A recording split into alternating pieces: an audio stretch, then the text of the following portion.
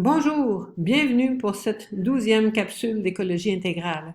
La COP 27, qui bat son plein présentement, me fournit l'occasion de vous partager quelques réflexions spirituelles.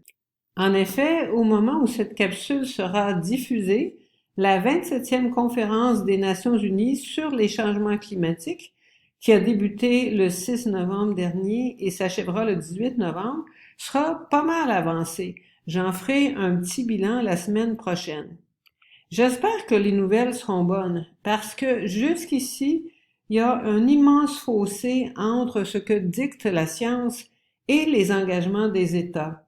Selon le GIEC, c'est-à-dire le groupe intergouvernemental d'experts sur l'évolution du climat, il faudrait que les émissions de gaz à effet de serre à l'échelle de notre planète aient reculé de 43% par rapport à 2019 d'ici 2030.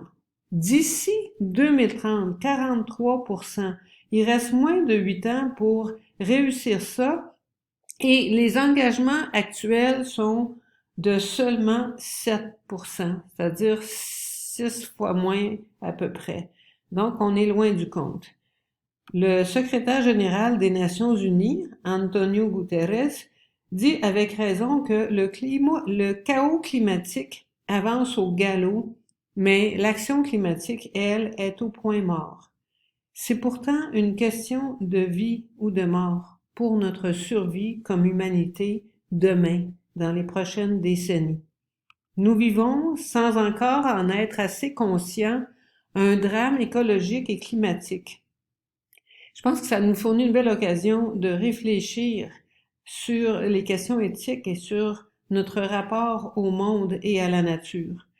À ce sujet, j'aimerais vous proposer quelques éléments de la pensée de Jürgen Moltmann, un théologien et pasteur allemand très connu pour sa réflexion sur l'espérance chrétienne. Dans un texte qu'il a écrit en 2018, il définit l'écologie comme capacité à aimer. N'est-ce pas une belle définition de l'écologie? La capacité à aimer. Notre héritage moderne, par contre, est de nous percevoir, nous les humains, comme maîtres et possesseurs de la Terre. L'expression vient de René Descartes, un mathématicien, physicien et philosophe français du XVIIe siècle. Mais cette vision de domination est en train de nous conduire à notre perte. Moltmann dit que nous avons besoin d'une nouvelle compréhension de la nature, d'une nouvelle image de l'humain et d'une nouvelle expérience de Dieu dans la création. Nous avons à connaître autrement le monde, pas comme ressource à exploiter, mais comme création à aimer. Le grand Saint Augustin disait « Nous connaissons dans la mesure où nous aimons ». Il nous faut donc aimer pour entrer dans une relation pacifiée avec la nature. Dans son même texte de 2018, Moltmann cite le mystique et poète moderne Ernesto Cardenal qui disait dans son livre « Amour, secret du monde » toute la nature porte les initiales de Dieu et toutes les créatures sont des lettres d'amour de Dieu pour nous. La nature tout entière est enflammée d'amour, créée par l'amour pour allumer l'amour en nous. Pouvons-nous entrer dans ce mouvement d'amour?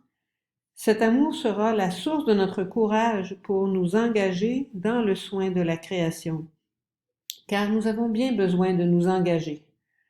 Antonio Guterres, secrétaire général des Nations Unies, disait également récemment « Sur tous les fronts climatiques, la seule solution est une action décisive et solidaire. » On espère que les dirigeants de tous les pays qui sont présentement à la COP 27 vont entendre son interpellation. C'est aussi ce que souhaite le pape François qui disait en septembre, en parlant de la COP 27, « Ayons l'espoir que l'humanité du 21e siècle pourra rester dans les mémoires pour avoir assumé avec générosité ses graves responsabilités. »